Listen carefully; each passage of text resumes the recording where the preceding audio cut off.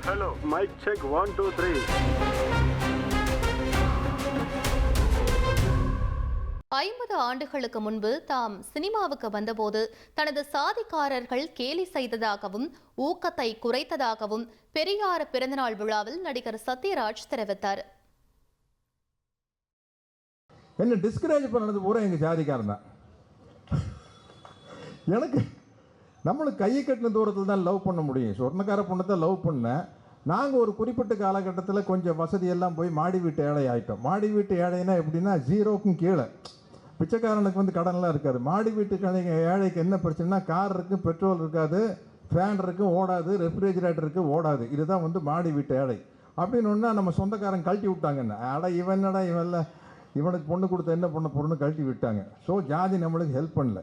போகையிலேயே வந்து டிரைவிங் லைசன்ஸோடு வரேன். போக வேண்டாம், சினிமாவில் நடிக்க முடிஞ்சால் சினிமாவில் நடிப்போம், இல்லாட்டி டிரைவர் ஆகிடுவேன். இப்போ என்ன பெரிய பிரச்சனைன்னு கிளம்பி வந்துட்டேன்.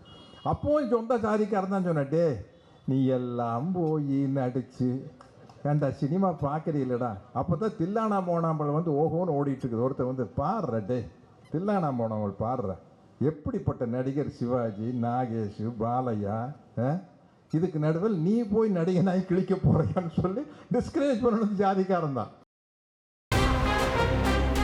Hello. Mic check 1 2 3.